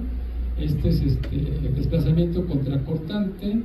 Y aquí ya los estamos haciendo ciertos desplazamientos. También los vamos a transformar. Y aquí estamos viendo, aquí lo que estamos tratando con estas líneas verdes, ver en qué parte deja de ser lineal y se empieza a ser no lineal. Obviamente estamos utilizando leyes de comportamiento Takeda para concreto o algún bilineal para poder tener un criterio más o menos congruente. Y después transformamos los espectros de diseño, de prótesis, a un espectro de pseudoaceleraciones y pseudodesplazamientos. Y con ello, este es el trabajo que nos lleva a poder proponer ese índice de daño. Y si en esta parte se presenta el proceso del método de desempeño, ya que al contar con espectros y desplazamientos de capacidad y demanda obtenidos en los puntos anteriores, permitimos construir esta curva. Uno de los puntos más importantes del método de desempeño es precisamente llegar a los espectros, como se muestra en la figura. Comparación de las dos curvas nos brinda la información de los puntos de cruce, en los cuales la literatura llamamos los puntos de desempeño. Entonces, estos serían los espectros de diseño y esta es la curva de capacidad. Y entonces, donde se cruzan es donde estamos viendo los niveles de desempeño. Esto lo plantea este libro, Diseño por Desempeño, de esta referencia. Y aquí estamos viendo para la estructura con 204 los espectros con Q de 2, con Q de 1 y el transparente, y aquí estamos superponiendo el espectro de desplazamientos, y en los cruces estamos considerando los puntos de desempeño para una estructura y para los tres niveles de distorsiones, 202, 203, 204 y 205, tenemos estos valores. Y en esta parte, pues ya estamos viendo aquí los puntos de desempeño para los tres casos, en las dos direcciones, para el caso de la columna, para la estructura de los claros de 50 metros, estamos viendo estos resultados que los vemos más claros. Bueno, ahorita vamos a ver algo más, un poquito más. ¿Qué estamos viendo aquí? Les decía que los programas, como el MIDAS un poco, nos están indicando en qué instante se empiezan a presentar los daños y se van a presentar las rótulas a diferentes niveles de excitación, y para puntos de daño de forma secuencial del acelerograma para la distorsión de 203. Para un instante vemos que se empiezan a presentar las rótulas, que serían el agrietamiento de las columnas. Para un instante posterior, todavía está en nivel de agrietamiento, y aquí ya empieza a generarse una rótula plástica donde el acero sí ya empieza a plastificarse, y vemos los diferentes etapas de la respuesta no lineal de la estructura. Y aquí es donde vamos a superponer los análisis en el tiempo, los paso a paso, con los pushover, y dependiendo, hasta acá estamos indicando que la estructura se mantiene elástica, y conforme la estructura empieza a incursionar en el intervalo no lineal, entonces sus respuestas empiezan a ser mayores y ya se empiezan a montar sobre esta parte, que ya estamos en la parte ya no lineal. Y aquí hice un zoom para poderlo ver con mayor detalle, porque esto es lo que vamos a graficar nosotros, y de ahí vamos a plantear, estamos planteando el nivel de desempeño. Por ejemplo, en esta parte, en estos puntos de desempeño, toda la estructura se mantiene elástica, y aquí ya empieza a incursionar en la parte no lineal. Aquí empieza a ver el nivel de daño. Si el sismo fuera mayor, empezamos a tener mayores daños, empezamos a tener mayores desplazamientos, y entonces nos vamos moviendo en esta pendiente, en esta curva. Y les decía que el índice de daño ya lo está publicado en estos dos trabajos. Se publicó el año pasado apenas, en el Congreso del 23, con el trabajo de Montes, pero trabajó fundamentalmente basándonos en este trabajo de Romero. Y aquí estamos teniendo la curva pushover, y este es el índice que estamos proponiendo, índice de daño definido, como desplazamiento máximo que tiene la estructura, que presenta la estructura, menos planteamos la afluencia entre la deformación última menos la afluencia. Entonces, si nos vamos moviendo aquí, este valor empieza a tomar valores que van de 0 a 1, y si el índice de daño anda por acá, o sea que no hay daño, o sea, es 0, no hay daño. Y si está entre este intervalo, existe daño, y cuando el índice de daño es mayor a 1, estamos ya en el colapso. Y entonces, ya no estamos aquí. Aquí estoy mostrando lo que hicimos para una de los análisis. Estos son los datos. Estamos viendo que el índice de daño que aquí está empezando a dar, y es se empieza a presentar, es mayor a 1 de 0.27, y así lo hicimos. Este es para la condición de 0.204, y para todas las estructuras, la de 203, 204 y 205, para la dirección X y para la dirección Y, vemos que aquí para las menores distorsiones los índices de daño son muy pequeños, son moderados, y conforme nos vamos a distorsiones mayores, vemos que los índices de daño empiezan a ser importantes. Y se propusieron estos, cuando es un daño severo o cuando un daño moderado. A partir de estos resultados, nosotros gráficamente podemos representar cuando la estructura se está excitando y las articulaciones no se presentan. Aquí tenemos unos diagramas de interacción de cada una de las columnas, aquí vemos la respuesta, o sea que en ningún momento la respuesta está excediendo la capacidad. Cuando empiezan a aparecer ya los daños, empiezan a aparecer las articulaciones, tanto la parte inferior como la parte superior, y vemos que ya los momentos de demanda están excediendo los de la capacidad, y ya cuando hay mayores daños, pues ya tenemos una mayor los momentos son todavía que exceden mucho más la capacidad de las columnas. Y nuevamente, pues esto lo estamos evaluando a través del método, considerando, habíamos dicho que puede ser completamente operacional, seguridad de vida y de colapso. Entonces, esto es lo que estamos nosotros obteniendo, lo estamos asociando a lo que me está planteando. Y aquí tenemos índices de daño para los casos de desempeño, para registro de sísmico, y aquí los estamos graficando también para las dos estructuras, tanto la de sección Ashton y la sección Cajón. Y esto es lo que estamos proponiendo cuando y esto es lo que representan las estructuras. Cuando estamos considerando prevención de colapso, estamos considerando cuando el índice de daño es menor a 0.65. Seguridad de vida cambia entre 0.25 y 0.65, y ocupación inmediata cuando anda en 0.25. Entonces, con esos índices de daño nosotros podemos tener ya un criterio para tomar decisiones. Pero entonces eso está todavía en desarrollo, porque lo tenemos que ir verificando más, con más información del peligro sísmico de la zona, y considerando pues si estamos en terreno firme o en terreno plano, ¿no? Entonces, más adelante, ya si llegamos a tener eso, o estamos planteando trabajar nosotros también para el desarrollo de los espectros de diseño para periodos de retorno mayores.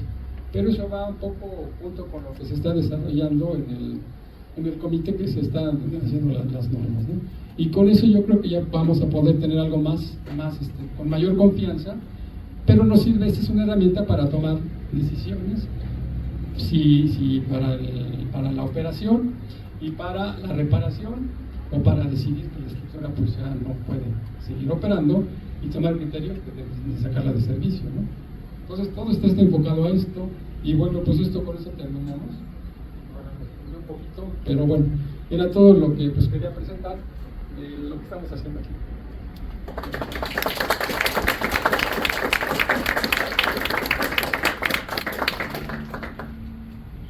Agradecemos al doctor Héctor Sánchez por su presentación. Quisiéramos saber si hay preguntas de parte de ustedes. ¿Qué tal, doctor? Buenas tardes. Para iniciar, de verdad, felicidades por su exposición. Como siempre, ha sido una persona técnicamente muy destacada, y felicidades igual a todas las autoridades de la CEPAS. Bueno, le doy un poquito de contexto. La pregunta va enfocada precisamente a lo que comentaba usted de que mucha de la normatividad que se emplea para la construcción de puentes, específicamente digamos la necesidad de ahorita la que tenemos sobre la construcción de un puente que está en una de nuestras nuevas centrales de generación, que es Santa María. Es un puente a base de dovelas, posttensado, en el cual, claro, a librar son dos puentes, uno de 100 metros y otro de 130 metros, en donde tenemos el problema en que, o sea, nosotros diseñamos con normatividad AASHTO. El problema radica en que desafortunadamente la normatividad AASHTO viene considerado ecuaciones en donde calculan el módulo de elasticidad con agregados americanos, obviamente. Entonces nosotros a tratar de tropicalizar esas ecuaciones nos encontramos que ya en construcción no alcanzamos esos módulos de elasticidad tan altos. Más o menos estoy hablando de 300.000 kilogramos sobre centímetro cuadrado. En construcción, no, con el agregado que tenemos, o sea, local, hablo de esta central se está construyendo precisamente en el municipio de Rosario, cerca de Mazatlán, en Sinaloa. Entonces, pues esa es una de las preguntas, ¿cómo lidiar con esta conversiones, utilización de norma extranjera? Porque al final, o sea, sí tenemos nuestra normatividad, pero desafortunadamente a veces sí nos vemos todavía limitados. Y la siguiente pregunta que tengo sería en cuestión de cuál sería la recomendación. Desconozco si aquí en la CEPI o usted hay desarrollo en este tipo de puentes, tipo de construcción de lanzado, o sea, con dovelas muy esbeltas. Sí, es doble volado. Bueno, sí, o sea, son dos apoyos en los laterales y se pretende llegar a una dovela de cierre y de ahí postensar.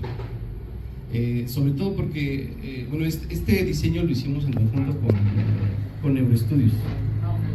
Entonces, tenemos ahí también otro inconveniente de que no logramos definir la distorsión permisible, ahora sí que por cargas accidentales, en este caso el sismo. Entonces no sé si tengan un criterio, sobre todo ver esa distorsión permisible que pudiera haber en la literatura, no necesariamente aquí en México, sino en el resto del mundo. Primero, para la cuestión de los concretos, pues es que AASHTO pues considera ACI o su propia recomendación del módulo de elasticidad, que son muy parecidos, y nosotros lo hemos visto. Por ejemplo, el módulo de elasticidad que maneja AASHTO es más o menos 15.000 algo, raíz de lo que no sé, y el módulo que nosotros usamos para el diseño, para las estructuras, de acuerdo a las NTC, es de 14.000. Entonces, ahí sí, si las pruebas de los cilindros del concreto les están dando resistencias menores, pues hay que usar esas, porque los análisis que van a hacer no van a ser representativos, van a sobreestimar la resistencia y los desplazamientos y todo, no van a corresponder. Entonces, no importa, pues si da 13.000, no sé, pensando un poco menos, usen esas, porque eso es la realidad que se está teniendo, porque pues, los materiales, los agregados, no son de la calidad que se considera en Estados Unidos. Otra cosa es como mejorar o importar los agregados, pero eso incrementa el costo. No, entonces hay que utilizar las resistencias que se están teniendo más de los cilindros. Eso les da pues mayor certidumbre y certitud a lo que están haciendo, ¿no? Y la cuestión de las distorsiones, este tema de distorsiones, yo lo he discutido ahora con la gente de especialista, no existe ese criterio de distorsiones. Nosotros lo estamos generando y tratando de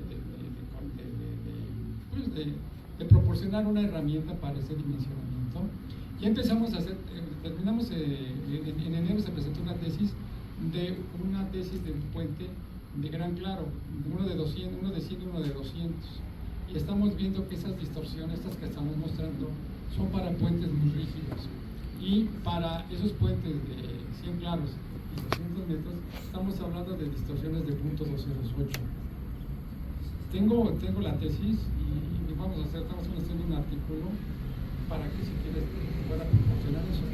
Porque estamos por ahí, estamos nosotros tratando de proponer y sugerir que ese criterio se pueda tener como ya un criterio de dimensionamiento. Pero sí falta un poco más con el peligro sísmico para poder nosotros definir esos niveles de distorsiones, porque las columnas que estamos considerando en un caso fueron de 50 metros y otra de 70. Entonces las estructuras son más flexibles por su altura.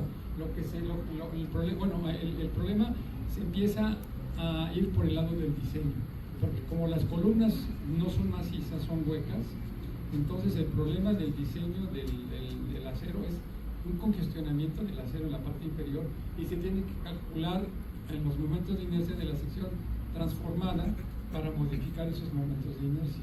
Lo estamos teniendo ahorita con otra tesis que estamos haciendo.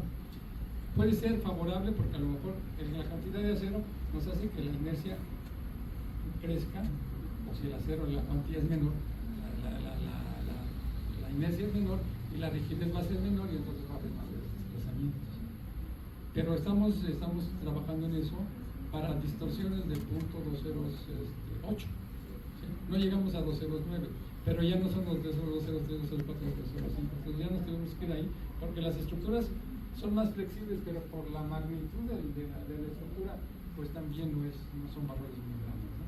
Entonces estamos viendo las dos familias. Aunque sean estructuras condensadas. Sí, porque nuevamente el tablero, recuerda, como vimos, se considera que ese no se tiene que dañar. Y si hay daño, se va a presentar en las columnas. Y normalmente las rótulas pues, se van a presentar en la parte inferior. Y extraordinariamente en el tablero con la columna. Y las columnas son de sección constante, sección variable. No, es que en este caso están apoyadas solamente en lastres. Entonces, o sea, es el problema, o sea, no sabemos en diseño decir la distorsión que estamos esperando al centro del claro, por ejemplo. Al centro del claro, pero en distorsión de lateral. Ajá, sí, la lateral, no, hablo de las laterales. Sí. O sea, ver cuánto estaríamos esperando en estos apoyos, o sea, en los lastres. ¿Qué altura tiene las dovelas? Tienen 3 metros. Sí, son estructuras muy esbeltas porque prácticamente todo es postensado. Sí. De hecho, hasta los lastres son estructuras postensadas. Sería cuestión de revisarlo, o sea, geométricamente, pero sí nos llevamos eso, o sea, ya de hecho ya se están construyendo, pero no sabemos la distorsión que podamos alcanzar por un evento sísmico. Pues en este caso pues, sería ya una revisión, ¿no? Sobre ya lo que se tiene construido, lo que se está haciendo, ¿no? Porque más de ahí pues, ya no se puede hacer. Gracias. Muy bien, acá otra pregunta. Doctor, sobre los espectros de diseño para los casos que usted presentó, y dado que es muy diferente en cuenta a las edificaciones de que estamos acostumbrados, en donde es un sitio en el que tenemos un espectro, aquí hay distintos apoyos, distintas distancias. ¿Cómo consideraron ahí el espectro y qué tienen pensado para las normas sobre ese mismo problema en la zona de la Ciudad de México, que ahora está teniendo muchos cambios el terreno? Bueno, lo que nosotros hicimos fue para la zona de Guerrero y Oaxaca. Entonces buscamos los sitios donde hubieran cerca estaciones de registro y las ordenadas máximas que se quisieran presentar, pero en terreno firme, en roca, para no tener problemas de suelo blando. Y entonces pues desde ahí se pide que se genere la señal y el espectro de respuesta. Entonces, de ese lado, por eso no estamos considerando que las estructuras están empotradas en terreno firme. Y para la Ciudad de México, Pues hay diferentes, en zona de lomas, pues el problema no es grave. La cuestión es que si nos venimos para esta zona, para el aeropuerto, los colchones de compresibilidad son muy grandes. Entonces se tiene que hacer una, digamos, pues una generación de espectros en cada uno de estos puntos, porque hay zonas de periodos dominantes de 3,5, hasta de 4, y de 2 y 3 hay cerca del aeropuerto o en torno al aeropuerto. Entonces ahí es donde se van a tener que refinar más ese tipo de espectros para el diseño, para tener la información para el diseño. Pero no nos quitamos el problema de hacer una segmentación de un cajón piloteada, porque pues, el terreno es muy malo. ¿Sería válido un concepto como el de las estructuras irregulares, muy irregulares, que uno las separa en distintos cuerpos?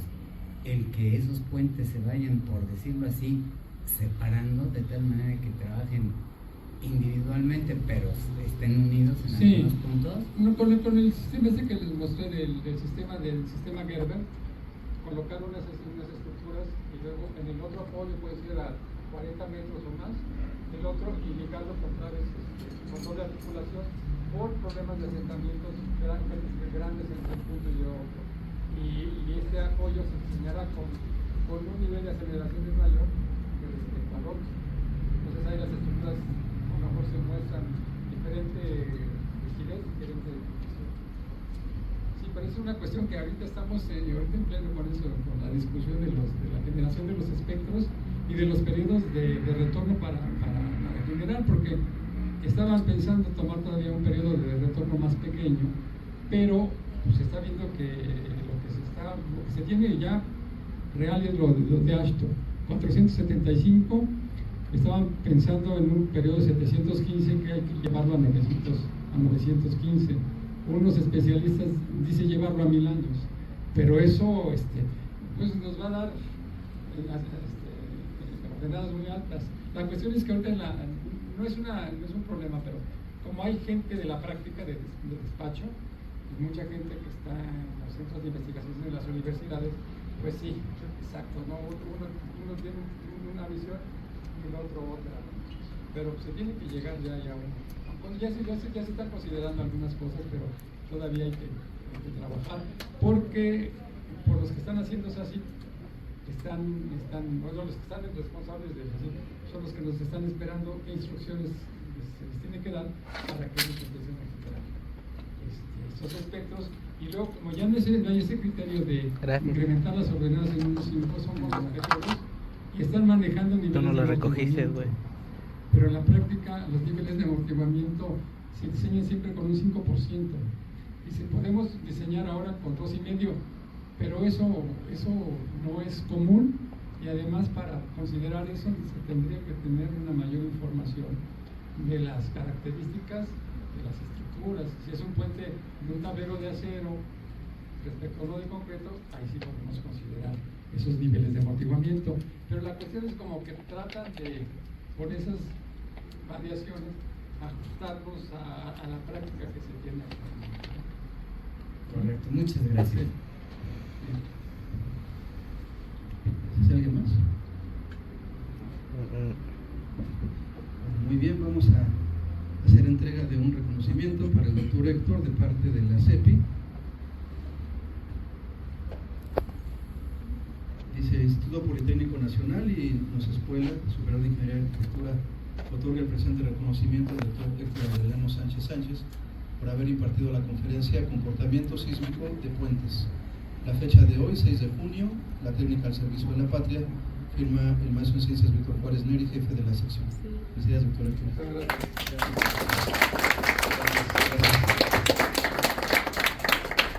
Muchas gracias, les agradecemos su presencia. Les tenemos un aviso muy importante. El doctor Sergio Alcocer no va a poder asistir. La próxima semana estaba él programado. Nos acaba de informar su secretaria que saldrá de viaje y que no va a poder estar con nosotros. Entonces, les avisamos para que no vengan en balde. Y si pueden, pasen la voz, por favor.